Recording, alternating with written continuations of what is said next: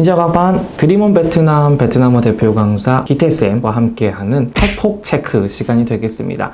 자, 지난 시간에는 베트남에 가려면 베트남어 공부해야 할까요? 네, 아주 반드시 네가 되겠고요. 자, 오늘은 두 번째 시간으로 온라인, 오프라인 학습에 대해서 말씀드리기 전에 두 번째 시간은 뭘 말씀드리려고 하면 베트남어는 누구랑 공부하면 좋을까요?에 대해서 좀 말씀을 드리려고 합니다. 베트남어 강사랑 공부하는 건데요.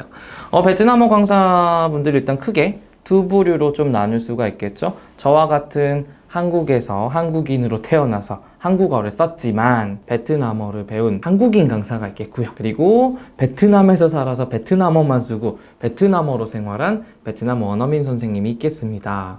이거는 어디까지는 항상 제 개인적인 사견, 주관이 들어간 거니까 판단은 여러분이 하시면 되겠습니다. 그러면 베트남어를 배울 때 과연 원어민한테 배우는 게 좋아요? 한국인한테 배우는 게 좋아요 라고 여러분들 되게 많이 궁금해하시고 실제로 배웠을 때 어떤 효과들이 있냐라고 많이 물어보시는데요. 만약에 어린 학생들, 초등학교 미만의 어린 학생들이라면은 어렸을 때부터 원어민 선생님들과 접하는 건 굉장히 좋습니다. 발음이나 말하는 것들이 굉장히 달라져요. 자, 하지만 우리가 이제 고등학생이 넘어서면서부터 그러니까 한국어라는 말이 나의 생활에 너무 익숙해지게 되면은 그 습관이나 이런 것들 버리기가 굉장히 힘들거든요. 그러면 뭐가 생기냐면 언어를 배울 때 왜 이렇게 말해야지? 두 번째로 이건 한국어로 뭐라고 하지라는 뇌에서 순수하게 받아들이지 못하는 그런 상황들이 생겨요. 20살이 넘어서도 그렇게 받아들일 수 있는 분이 있다면 그건 언어 천재시고요.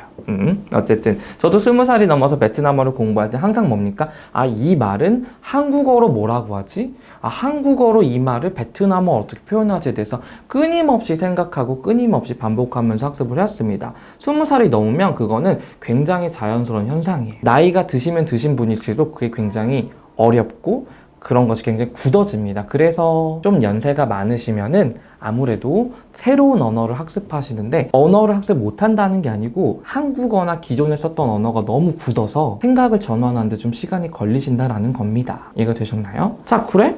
그러면 어쨌든 뭐야? 어리면은 원어민하고 배우고 크면은 한국인하고 배우라 이거야? 그러면은 원어민하고 대화해야 되는데 어떡할 거야? 그래서 결론을 좀 말씀드리면은 일단은 기초적인 부분들 있잖아요. 그러니까 기초 발음, 성조, 그 다음에 베트남어로 말을 하는 아주 기본적인 구조들은 저는 감히 저와 같은 한국어 강사, 물론 저한테 배우시면 좋지만 저 아니어도 인강을 통해서든 아니면 다른 여타 학원에 가셔서든 한국어 강사님께 배우시는 것을 좀 추천을 드립니다. 왜냐하면 같은 한국인으로서 배웠던 사람으로서 저 사람이 어떤 부분이 잘못됐고 베트남인과 같은 발음을 하지 않고 만약에 발음이 이상이 있다 그러면 수정을 해드릴 수 있는 거는 한국인만이 할 수 있어요. 한국인 중에 베트남어를 배운 분이 성조가 너무 높은데요, 부정확한데요, 음이 떨리는데요, 좀 더 꼬아야 되는데요, 베트남 사람은 그렇게 말하지 않는데요 라고 해드릴 수 있는 건 한국어 강사님 뿐이에요. 그럼 원어민 강사는 못해주냐? 1년에 좀 예를 들어볼게요. 제가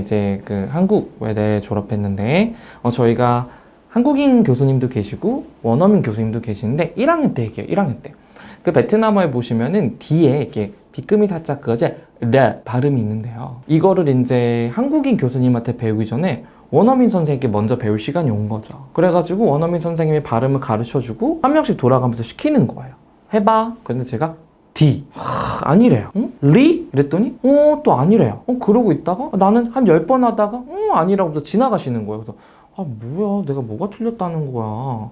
알파벳 D 발음 잘했는데 옆에 친구는 리 이랬더니 한 방에 통과되는 거야. 넌 뭐라고 했어? 몰라, 난 그냥 통과했어. 발음을 잡아주실 수는 있긴 하지만 뭘 틀리고 어떻게 틀렸는지는 원어민 선생님은 처음에 잡아주시는 데는 제가 느꼈을 때는 다소 부족하다. 물론 국내에도 오래 사신 원어민 선생님이나 뛰어나신 원어민 선생님 많다고 생각합니다. 하지만 제가 느꼈을 때는 원어민 선생님을 통해서 기초적인 것들, 발음이라든가 그 다음에 이렇게 말하는 법에 대해서는 조금 부족할 수 있겠다라는 생각을 하게 됐습니다. 그래서 여러분들 베트남어를 처음 시작하실 때 성조나 발음 이런 거 잡으실 때는 한국인 선생님과 좀 하기를 저는 추천을 드리고요. 냉정하게 말씀드리면 원어민 선생님과 조금 기초를 배웠던 분들은 확실히 발음이나 성조를 교정해드리기가 굉장히 힘들고 잘 고쳐지지도 않아요. 습관이 되셔서 아무리 노력해도 잘 안 고쳐지고 심지어 성조를 너무 대충 하고 오시는 분도 있으세요. 어쨌든 성조 언어지 않겠습니까? 성조가 언어의 생명이자 꽃이자 피크인데요. 네, 어쨌든 그렇고요. 자, 그러면 그럼 원어민 학원 언제 하라는 말이냐 라고 말씀을 드리는데, 그러면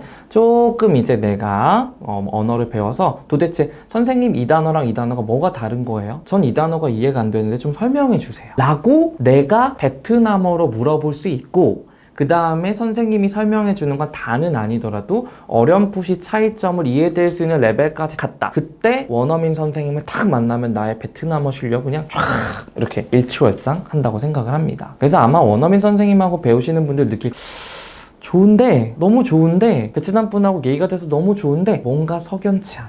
이 뭔가 조금 뭐라 해야 될까요? 이 좀 찝찝한 뭔가가 그런 게 있을 거예요. 아닌가요? 막 너무 좋나요? 어쨌든 제가 제 주관적으로 그런 거고, 실제로 저도 마찬가지로 그렇게 얘기를 합니다.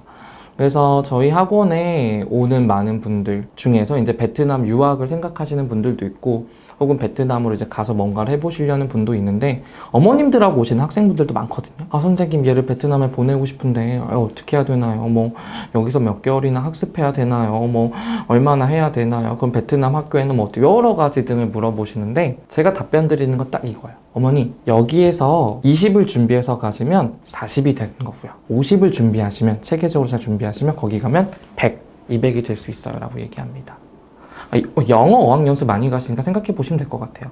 내가 영어 잘하고 싶어가지고 영어 했을 때 아무것도 모르는데 그냥 혼자 필리핀, 나홀로 캐나다, 나홀로 호주 갔어. 아무것도 못 배웁니다. 내가 적어도 말은 할 수 있어. 어디 가서 알바라도 하고 양털이라도 깎고 뭐 딸기라도 따고 그러지 않겠습니까? 베트남어도 마찬가지입니다. 그래서 나이가 조금 이제 있는 20살이 넘은, 혹은 고등학교 그 언저리, 그러니까 한국어를 사용한 지 10년 혹은 15년이 넘은 분들은 어학학습을 할 때 반드시 그 해당 언어에 대해서 조금 더 한국인인데 미리 했던 분, 혹은 이런 한국인 강사들을 통해서 기초를 좀 탄탄히 해주셔야 어학이 좀 더 가파르게 발전할 수 있다고 생각이 됩니다.